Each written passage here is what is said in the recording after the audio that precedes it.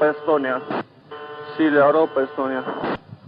Estonia, this is Silja Europe, replying on June 16th. Silja Europa. Estonia, this is Silja Europe on June 16th. Silja Europa Viking Estonia. Estonia. Mayday. On the 28th of September 1994, in the Baltic Sea between Sweden, Finland and Estonia, a crew called for Mayday. The ship had been sailing its normal route between Tallinn, Estonia and Stockholm, Sweden when problems started to occur. Little did the crew know that this was going to be one of the worst maritime disasters of the century and that 852 people would not survive the night. Only 30 minutes after this Mayday call, the ferry disappeared from the radar as it was sinking to the bottom of the Baltic Sea. This is the tragic sinking of the cruise ferry MS Estonia.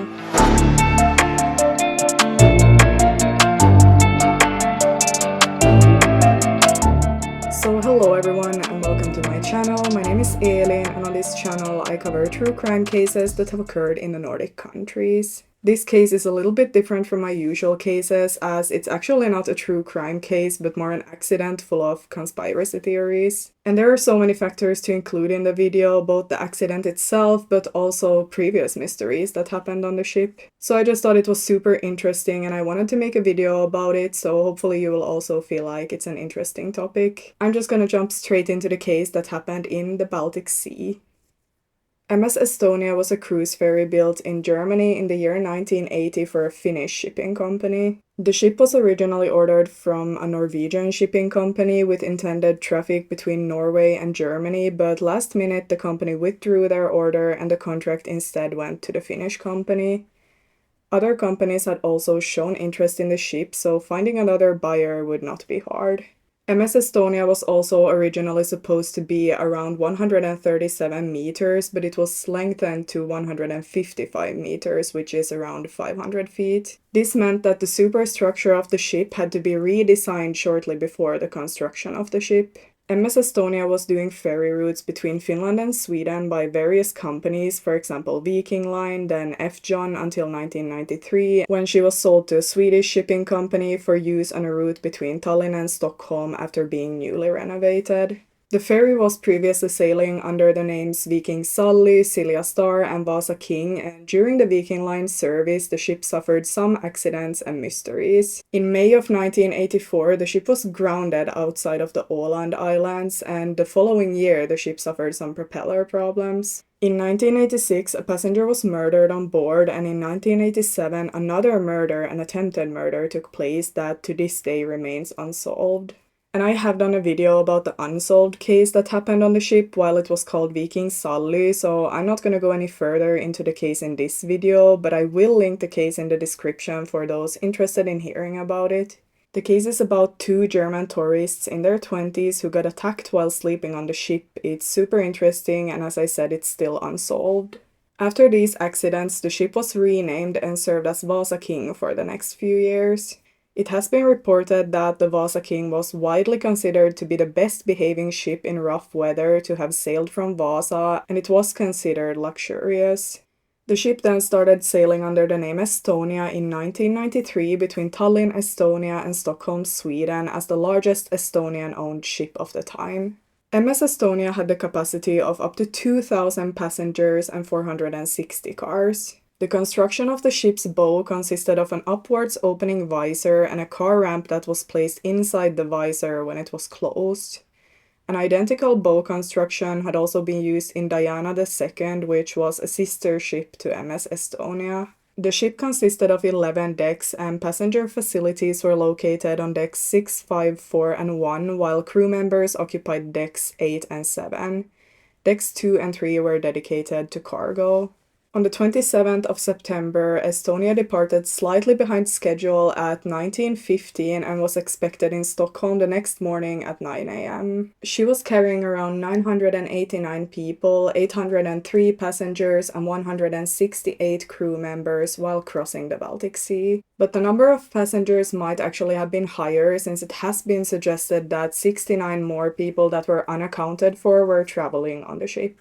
Most of the passengers were Swedish, but some were Estonian, and most of the crew members were Estonian. The ship was also fully loaded that night and was listing slightly to the right because of poor cargo distribution. The weather was a bit rough that evening, with a wind of 15 to 25 meters per second, force 7 to 10 on the Beaufort scale, and a significant wave height of 4 to 6 meters. The highest measured significant wave height in the Baltic Sea is 7.7 meters, as this is normally a pretty calm sea. The weather was not really unusual for a September evening, but there were some rain and the temperatures were around 10 degrees Celsius. Some people have described the weather as normally bad or like a typical autumn storm in the Baltic Sea. All other scheduled ferries were also at sea, so there was not really any reason to worry. Most passengers were in good moods, just enjoying a meal in the restaurant, having a drink at the bar, or dancing to the band at stage. Some passengers did, however, start feeling a bit seasick from the storm because the ferry was swaying from side to side from the large waves. While the exact speed at the time of the accident is not known, Estonia was estimated to be cruising around 26 to 28 kilometers per hour around midnight, so the usual speed. Around 1 at midnight, the first signs of trouble came when a loud metallic bang was heard at the ship, followed by a heavy list to one side. This list was actually so sharp that some of the passengers who were already asleep fell out of their beds. Estonia was at this point cruising outside of Finland's coastline, and the sound was assumed to be caused by a heavy wave hitting the bow doors. A quick inspection was done, which was checking the indicator lights for the ramp and visor, and this showed no problems. Over the next 10 minutes, similar noises were reported by passengers and other crew, and after this, things went south very fast. At around 1:15, the visor is believed to have separated and torn open the loading ramp behind it, so the ship again took a heavy list to the side, initially around 15 degrees, which meant that it was leaning heavily. The list was now so heavy that glasses and plates flew off the tables, and passengers began to realize that something was wrong. At about 1:20, a quiet female voice called out, "Alarm, alarm, there is an alarm on the ship," in Estonian over the public address system, which was followed immediately by an internal alarm for the crew, then 1 minute later by the general emergency signal.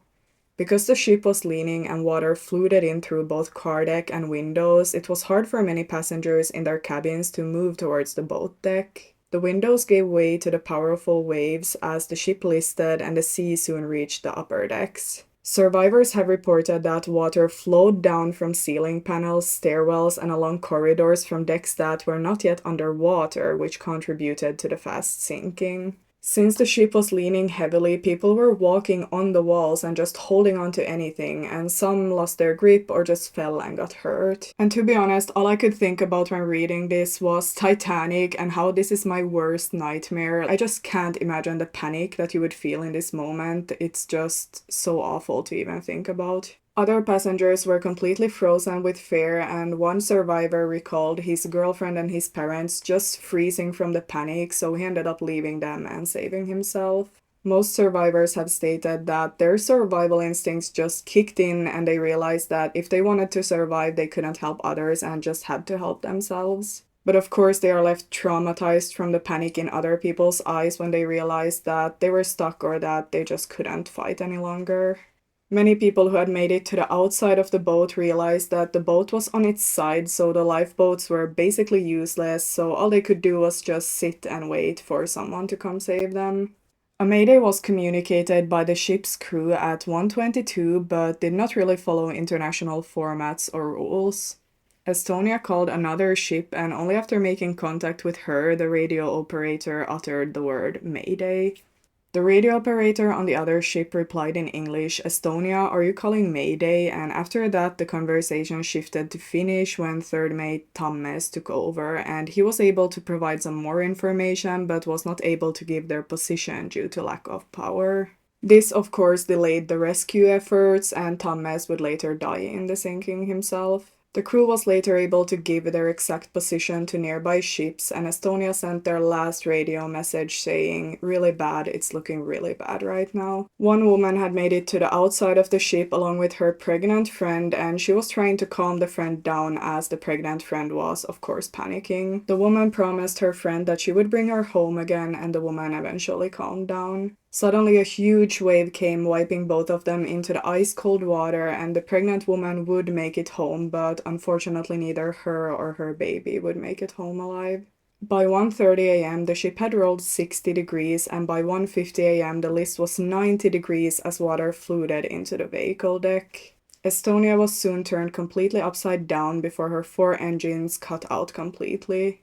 The ship disappeared from the radar screens of other ships at around 1:50 a.m. and sank in international waters about 41 kilometers from Utöö Island, Finland, to the bottom of the sea, which was a depth of 74 to 85 meters. According to survivors, the ship sank drastically after taking a list of 90 degrees, and one woman has described it as being in a really slow elevator. Since the Baltic Sea is a very busy sea, the first help came from nearby ships. The first of 5 ferries to arrive at the scene of the accident arrived at 2:12 a.m. and saved at least 13 people from the waters. A full-scale emergency was only declared at 2:30, and Swedish and Finnish rescue helicopters arrived at 3:05.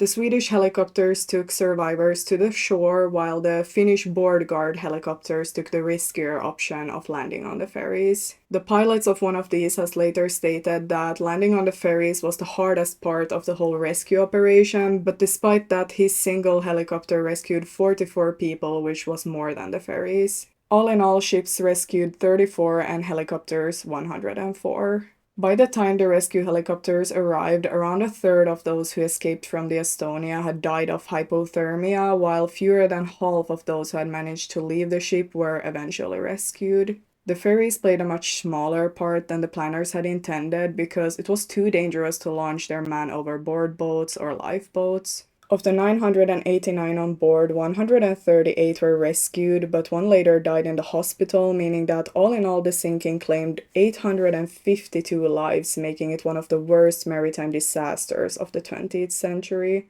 Most people died by drowning or hypothermia, as the water temperature were only around 10 degrees Celsius. In total, only 94 bodies were recovered, and the last victim was found 18 months after the accident. The survivors of the accident were mostly young males who were in good condition and strong, so from those who survived, 111 were males and only 26 were women. Only 7 over 55 years of age survived, and there were no survivors under the age of 12, meaning that, unfortunately, all of the younger children lost their lives. Around 650 people were still inside the ship when it sank, and it's estimated that up to 310 passengers reached the outer decks.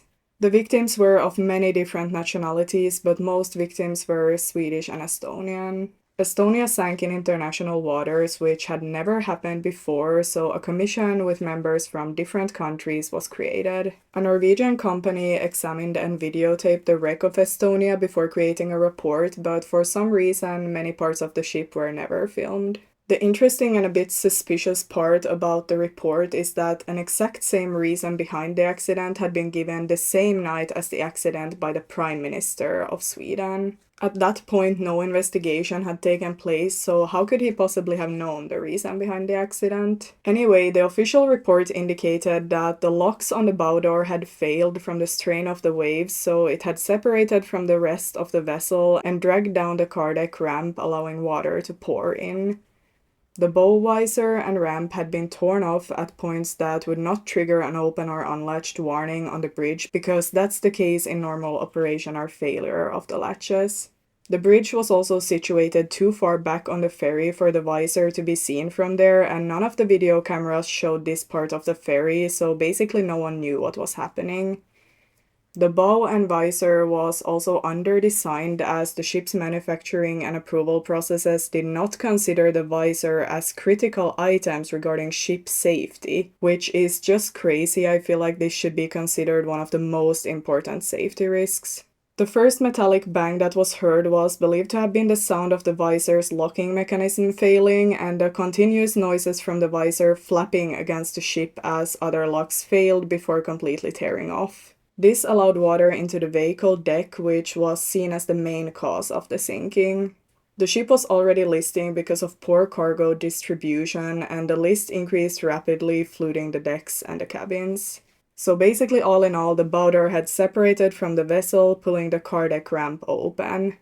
But the report was also critical of the crew's actions because they failed to reduce speed before investigating the strange noises, and they were also unaware that the list was being caused by water entering the vehicle deck. There was also general criticism when it came to the delays in sounding the alarm, how passive the crew were, and the lack of guidance. Following the report, there were recommendations for modifications when it came to similar ships and also training for the crew. So many flaws were uncovered in the initial investigation, which has led to many conspiracy theories because people became suspicious. One shipping expert has stated that it would be almost impossible for a ship to list and sink that fast unless water was coming from under the car deck, suggesting that there might have been a hole under the boat. Survivor statements also supported this, as people described water pouring into cabins under the car decks. Other experts have also been wondering how Estonia sank the way it did, as it's nearly impossible. In the fall of 2004, a former Swedish customs officer claimed that Estonia had been used to transport former Soviet military equipment in September of 1994. This suggested that there could have been explosives on the ship and that an intelligence operation was smuggling military equipment through the civilian ferry that was covered up by Swedish, British, and Russian governments. On the 28th of September 2020, a Swedish documentary was released in which they used underwater equipment to film the wreck of Estonia. This investigation actually found a 4-meter hole in the ship that created more discussion and questions. There had also been tests done from the shipwreck where pieces from this hole was taken and sent in for testing that showed traces of explosives around this hole. In the end, it was announced that a new technical investigation would take place. In October of 2020, the Estonian government published a report stating that the hole was too small to have caused the sinking as quickly as it did and that no explosives were on the ship at the time of the accident. The Swedish documentary makers were actually prosecuted for violating the sanctity of the wreck, but were acquitted on 8th of February 2021 as the diving happened on a German ship in international waters. But as a result of a retrial in September of 2022, the filmmakers were found guilty and fined. Between 2021 and 2022, Estonian, Finnish, and Swedish authorities carried out comprehensive wreck investigations using cameras and other equipment. In January of 2023, they released the report following the investigation, and according to this, there was no indication of a collision with a vessel or a floating object, neither was there indication of an explosion in the bow area.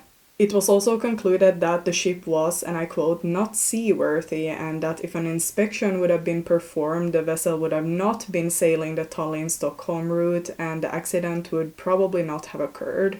But there are also some other suspicious things regarding Estonia that I would like to mention. 6 Estonian crew members that had originally been mentioned on the survivors list just ended up vanishing or never came home. One man had gotten the information that his family member had survived and that she would be coming home soon, but she actually never arrived. So was this all a part of a bigger cover-up, or were the lists just simply wrong? All in all, it is possible that the bad weather ended up causing the accident, but there are a lot of unanswered questions when it comes to this. The main theory in this case is that there was some kind of explosion that ended up sinking the ship. Either this was from some kind of collision with a mine or a submarine, or then it was from the explosives being smuggled on the ship. The same night of the accident, there was a Finnish military exercise taking place, so a collision could have been possible, and maybe it was some kind of secret mission, or then they just didn't want to take responsibility for it. Or maybe it was the military material that was smuggled and exploded during the trip that was then covered up by the governments. There are just so many possibilities, and I don't think we will ever know for sure what happened.